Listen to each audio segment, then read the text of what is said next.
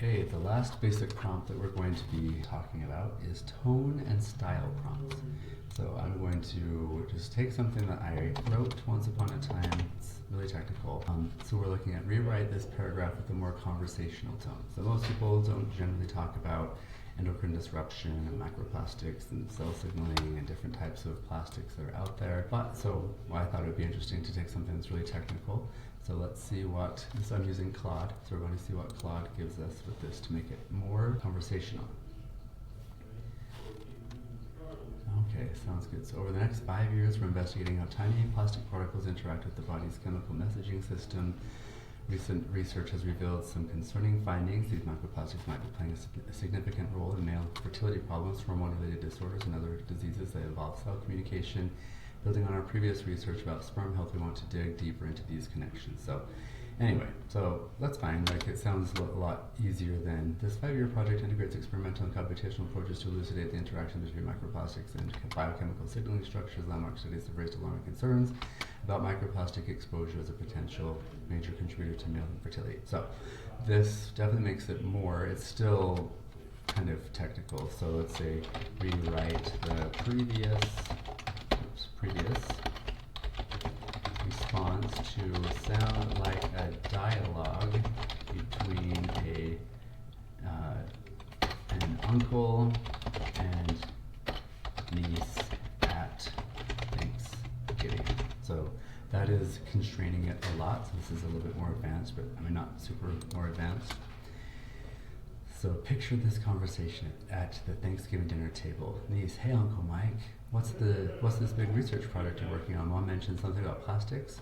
Actually, yeah, I'm really excited about it. We're spending the next 5 years looking at something pretty wild, you know. So it took it right here and turned it into a conversation. It even gives it a narrative, taking a bite of turkey. So that's kind of fun. All right, so the next one we're going to look at is make this passage more engaging for a younger audience. So it's the same paragraph that we're going to use before. So looking at that, but now we've got the prompt to make this passage more engaging for a younger audience. So actually what I want to say really quickly is I end up writing a lot of mine in Microsoft Word first. So that way I can just kind of structure it so that it makes sense to me. Like in this case, we've got make this passage more engaging for a younger audience. If you typed it straight into here, that would be fine. When you hit colon, you just hit space. If you hit enter, it's going to submit and it's going to start giving you something. So you have to hit the space and then, you know, so you just have all on the same line. So it really doesn't make any difference. I just prefer to do it this way because I think it's easier for me to see where the actual prompt is versus where my text is. So we look at this. So for a younger audience, so did you know there's a detective story happening right now in science labs around the world? Scientists are trying to solve a mystery about tiny pieces of plastic so tiny you can't even see them. Have you ever wondered what happens to all the plastic we use every day? Well, it doesn't just disappear, it breaks down into super small pieces called microplastic, these sneaky little. So this is really cool. So this is really nice for bringing it down probably to an elementary age. So what if we rewrite the previous response to educate 4-year-olds about microplastics? So, hey there little scientists, let's talk about something super interesting happening all around us. Your favorite plastic toys, water bottles. So it's probably hard actually to bring this down to the level of a 4-year-old, but I'm sure that they would understand most of this. So, and you could add some dialogue if this was something you actually wanted to do.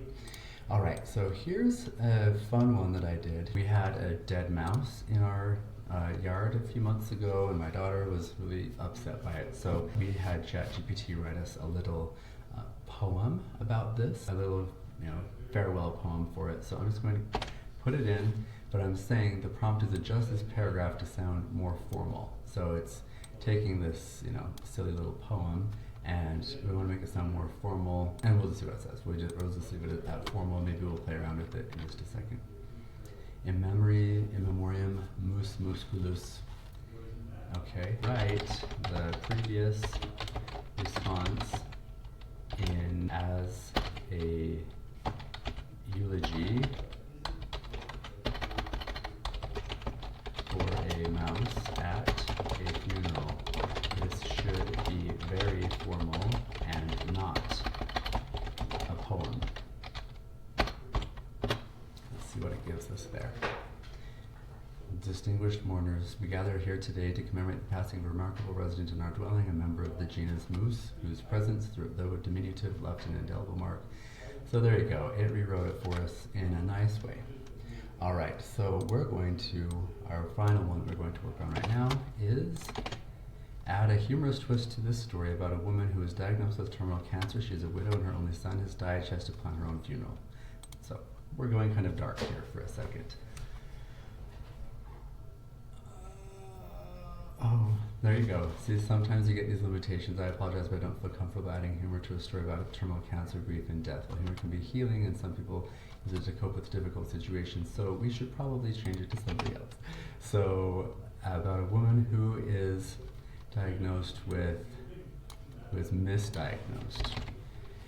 She has to plan her own funeral, but in the end, she isn't dying, and she falls in love with the funeral director. So maybe this will be enough to get past this little barrier that we've got right here. This is a more appropriate setup for funny humor while being respectful for grief and loss. Here's a take. So it's giving us a nice little intro to this. So 6 feet over heels, Martha Blackwood had already picked out her casket, mahogany. Anyway, I'm not going to read the whole thing right here, but she spends weeks planning the funeral, debating hymn choices. We jazz it up a bit. So their wedding cake was shaped like a casket, and the topper featured a bride and groom doing the zombie walk. Martha's vow included the phrase, "Until death do us part," but not for very long, not for a very, very long time, thank goodness. All right, there you go. Thanks.